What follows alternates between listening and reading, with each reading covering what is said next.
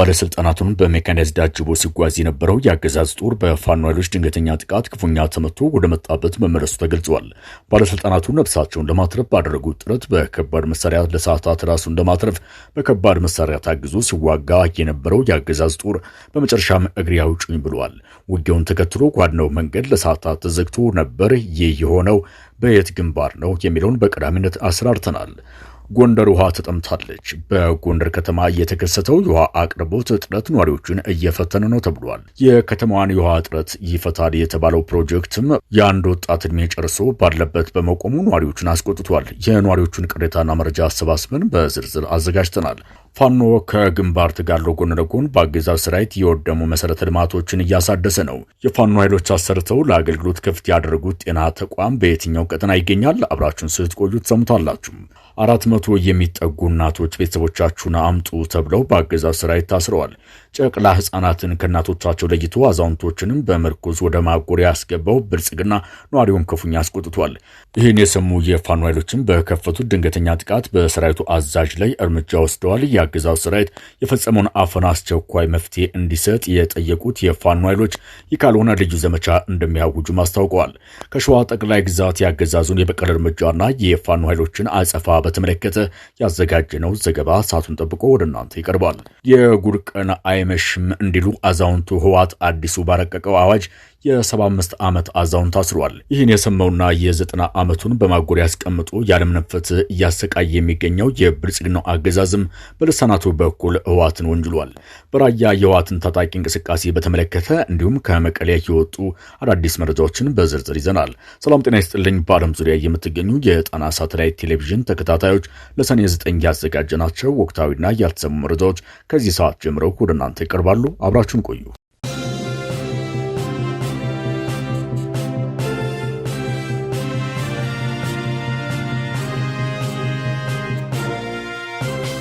ከባህር ዳር አቅጣጫ በሜካናይዝድ ታግዞ ሲጓጓዝ የነበረ የአገዛዝ ሰራዊት በፋኖ ኃይሎች በተፈጸመበት የደፈጣ ጥቃት በርካታ ኃይሉን ሙትና ቁስለኛ አድርጎ ወደ መጣበት መመለሱ ተገለጸ።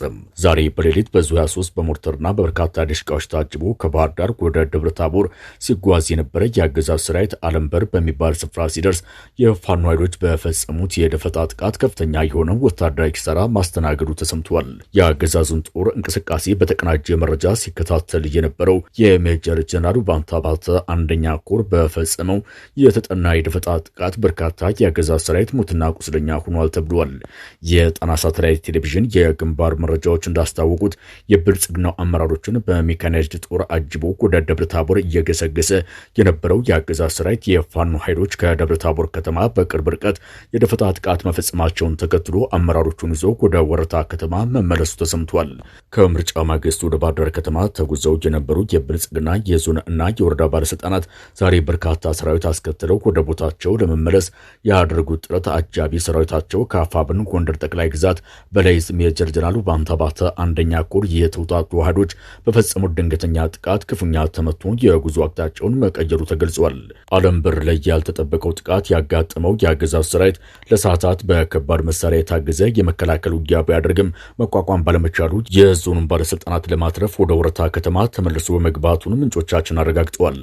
የፋኖ ኃይሎች የፈጸሙትን የደፈጣ ጥቃት ተከትሎ ዛሬ ረፋድ ጀምሮ ውጊያ ሲደረግበት የዋለው ከደብረ ታቦር ባህር ዳርና ጎንደር የሚያስኬደው ዋና መስመር መዘጋቱን የገለጹት የጣና ሳተላይት ቴሌቪዥን ምንጮች የብልጽግናው ሰራዊት አፈግፍጎ ወደ ወረታ መግባቱን ተከትሎ ውጊያው ሲያቆም ለሰዓታት ቆመው የነበሩ ተሽከርካሪዎች ጉዞ የጀመሩ ቢሆንም ወረታ መገንጠያ በሚባል ስፍራ ለፍተሻ የቆሙ የአገዛዙ ጥምር ጦር አባላት በአሽከርካሪዎች ላይ ድብደባ መፈጸማቸው ተሰምቷል። በርካታ አሽከርካሪዎች ለፋኖ መረጃ ቀብላችኋል በሚል እንደታሰሩ የገለጹት ምንጮቻችን በወረታ መገንጠያ በአገዛዙ ጥምር ጦር አባላት የሚፈጸመውን የአሽከርካሪዎች ጥቃት የሰሙት ተጓዦች ከወጅና አለምበር ተመልሰው ወደ ደብረ ታቦር እየገቡ ስለመሆኑ የአይን እማኞቹ ለጣና ሳተላይት ቴሌቪዥን ገልጸዋል።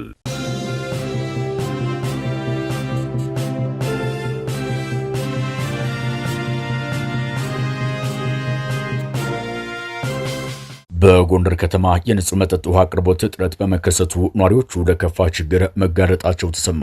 የከተማዋ ነዋሪዎች ለጣና ሳተላይት ቴሌቪዥን እንደገለጹት በጎንደር ከተማ በቂ የውሃ አቅርቦት ባለመኖሩ የከተማዋ ነዋሪዎችም በውሃ እጥረት እየተፈተኑ ነው ብለዋል።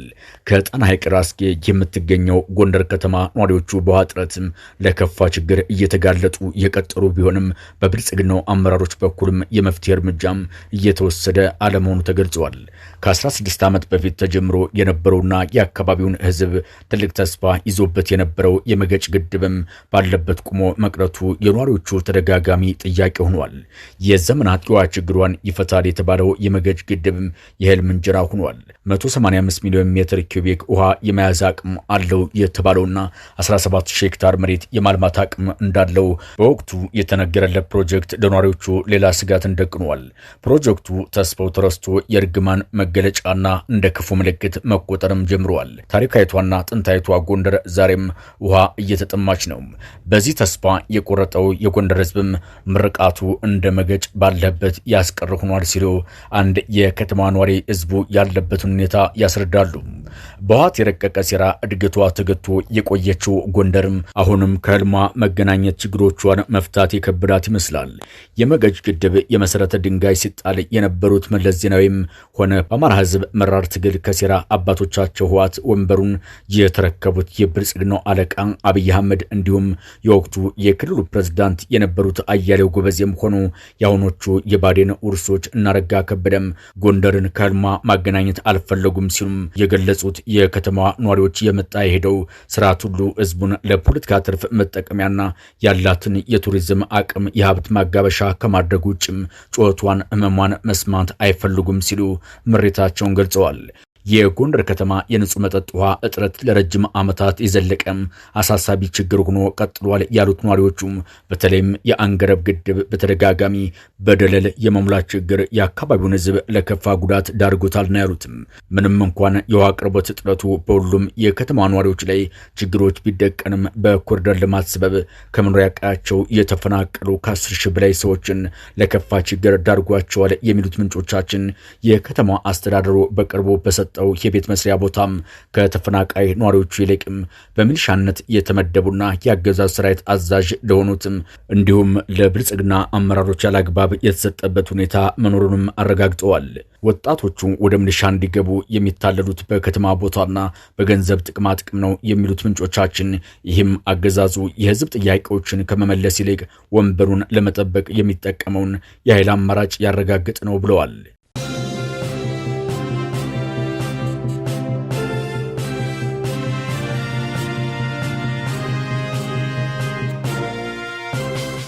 በፋኖ ኃይሎችና ብርቱ ተጋድሎ በግንባር የተሸነፈውና የፋኖን ክንድ መቋቋም ያቃተው የብልጽግናው አስተዳደር በአማራ ህዝብ ላይ አሰቃቂ የጦር ወንጀል እየፈጸመ ነው ተባለ። በህዝብ ላይ የተራዘመ ጦርነት የከፈተው የብልጽግናው አገዛዝ 3 ዓመት ሙሉ በዘፈቀደ ህዝብን በድሮና በከባድ መሳሪያ ሲገድል ቢቆይም ለውጥ ባለማምጣቱ በአሁኑ ወቅትም ተስፋ የቆረጠ ሲሆን አሁን ደግሞ የአማራን ወጣት የወለዱ እናቶችን በጅምላ እያሰረ ይገኛል። የአፋብን ሸዋ ጠቅላይ ግዛት አሳምነው ህዝብ ግንኙነት መምሪያም ለጣና ሳተላይት ቴሌቪዥን እንደገለጸው በዛሬው ዕለት 400 የሚጠጉ እናቶችን ባሎቻችሁና ልጆቻችሁን አምጡ በሚል ለእስር ዳርጓቸዋል ብሏል። በኮሎኔል ማቴዎስ ማዴቦ የሚመራው የአገዛዙ የአየር ወለድ ሰራዊትም 395 የአማራ እናቶችን ፋኖ የገቡ ባሎቻችሁንና ልጆቻችሁን አምጡ በሚል ማሰሩን የገለጸው የዙ የህዝብ ግንኙነት ክፍል በርካታ ህጻናት ከእናቶቻቸው ጡት ተለይተው እንደሚገኙ ማስታውቋል። ህዝብ ላይ መጠነ ሰፊ ጥቃት እየፈጸመ የሚገኘው ብልጽግና በሸዋ ጠቅላይ ግዛት መራቢት አውራጃ በሬማ ከተማና አካባቢው ይህንን አስነዋሪ ድርጊት መፈጸሙ ተረጋግጧል። ጣና ሳተላይት ቴሌቪዥን ከምንጮቹ ባረጋገጠው መረጃም በሸዋ መራቢት አውራጃ በሬማ ከተማና አካባቢው የሚንቀሳቀሰው ያገዛዙ 101ኛ አየር ወለድ ክፍለ ጦር 395 የአማራ እናቶችን አስሯል። አራስ እናቶችን ሳይቀር ከጨቅላ ህፃናት ጋር ያሰረው የአገዛዙ ሰራዊት ባሎቻችሁና ልጆቻችሁ ከኛ ጋር እንዲሰሩ በሚሊሻነት ተመልምለው ነበር። አሁን ግን የመንግስት 94 ሺህ ብር በልተውና መሳሪያችንን ይዘው ፋኖን ተቀላቅለዋል፣ እነሱን አስመልሱ በሚል ድብደባ እየፈጸመባቸው ስለመሆኑም ተገልጿል። የሚፈጸመው ግፍ ከአቅም በላይ ሆኗል የሚሉት የአካባቢው ነዋሪዎችም ቤተሰቦቻችሁ ካልተመለሱ አሊያም የወሰዱትን ገንዘብና መሳሪያ ካላስረከቡ ታስራችሁ ትከርማላችሁ በማለት ምስኪን እናቶችን ማጎሪያ አስገብቷቸው ይገኛል ብሏል። በአካባቢው ልዩ ትዕዛዝ ተቀብሎ የገባው የአገዛዙ ሰራዊት ከትናንት ጀምሮ እናቶችና በርካታ የሬማ ከተማ ነዋሪዎችም የፋኖ ደጋፊ ናችሁ በሚል መታሰራቸውን የአፄ አምደ ጽዮን ኮር የሚዲያና ኮሚኒኬሽን መምሪያ አረጋግጧል።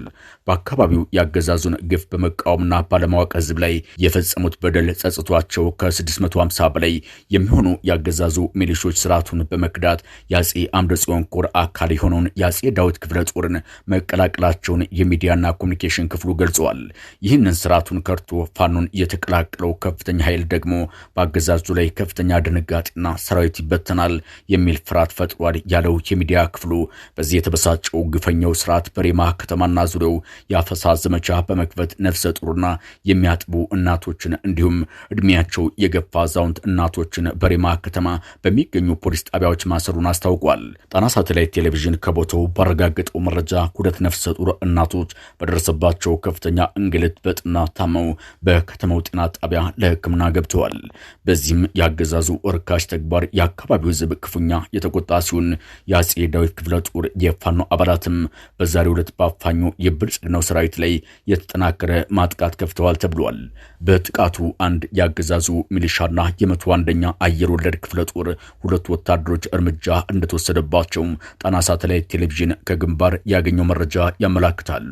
አገዛዙ በግፍ ያሰራቸውን ንጹህና ምስኪን የአማራ እናቶች በአስቸኳይ የማይለቅ ከሆነ ፋኖ የተጠናከረ ጥቃት እንደሚከፍትም የአፋብን ሸዋ ጠቅላይ ግዛት አሳምነው ህዝብ ግንኙነት መምሪያ ለጣቢያችን በላከው መረጃ አስታውቋል።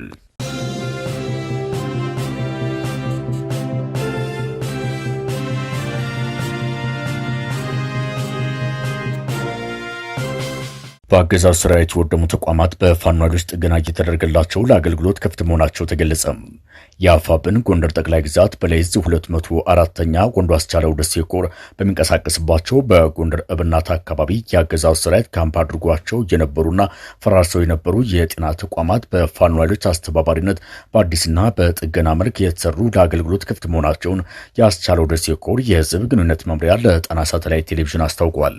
በአርበኛ ተሾመ አበባው የሚመራው 204ኛ ወንዱ አስቻለው ደሴ ኮር ዛሬም እንደ ትላንቱ ህዝባዊነቱን ያሳዩ ስራዎችን አጠናክሮ ቀጥሏል ያለው የኮሩ ህዝብ ግንኙነት መምሪያው ከዚህ በፊት በአገዛዝ ሰራዊት ካምፕ በመደረጋቸው ጉድመት ደርሶባቸው የነበሩ የመቀጠዋ ወረዳ የአጊሳ ጤና ጣቢያ በፋኖ የታደሱ መሆናቸውን በምስል አያይዞ በላከው መረጃ አስታውቋል። የብልጽግናው ሰራዊት የህዝብ ተቋማትን በማውደም ጸረ አማራነቱን እያሳየ ይገኛል ሲል የገለጸው የህዝብ ግንኙነት መምሪያው እኛም የትግላችን አካል የሆነውን ማህበራዊ አገልግሎት መስጫ ተቋማትን መጠበቅ፣ መንከባከብ፣ ደህንነታቸውን መከታተል እንዲሁም አቅማችን በፈቀደ ልክ ድጋፍ ማድረግ፣ እንደ አዲስ ማሰራት፣ ማስጠገንና የመሳሰሉትን ተግባራት የእቅዳችን አካል በማድረግ በአጊሳ ጤና ጣቢያ የመጸዳጃ ቤት፣ የእናቶች ማረፊያና ሌሎች የህክምና ክፍሎችን በአዲስና በጥገና እንዲሰሩ ለአገልግሎትም ምቹ እንዲሆኑ አድርገናል ብሏል።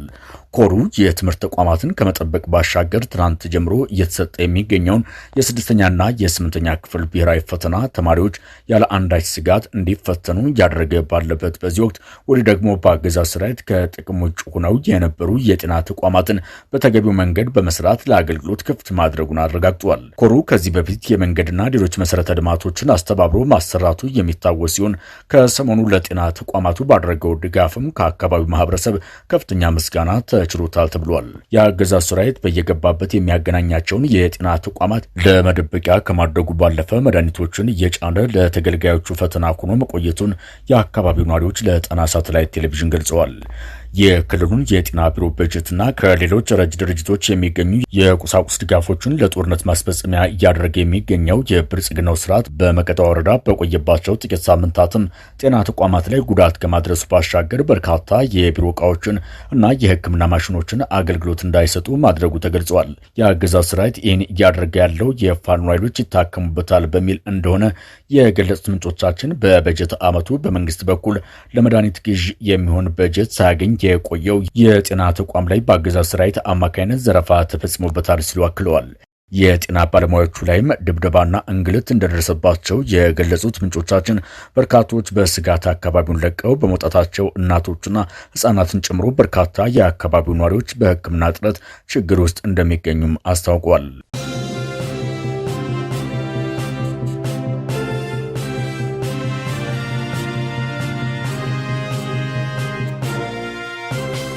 በመቀሌ የተሰማው ምንድነው?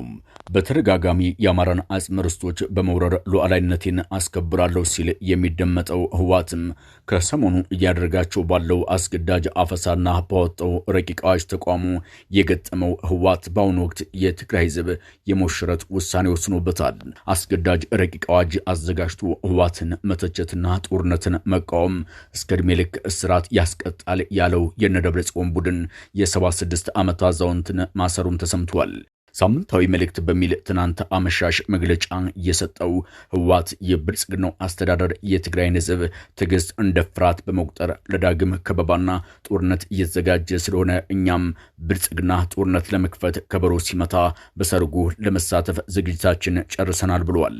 የአብይ አህመድ አስተዳደር የትግራይ ህዝብን ለማጥፋት ድጋሚ ተነስቷል ሲል ያስነበበው የህወሓት ሳምንታዊ መግለጫ ለዚህም ከሰሞኑ በተለያዩ የትግራይ አካባቢዎች የተፈጸሙ የድሮን ጥቃቶችን እንደ ማሳያ አንስቷል።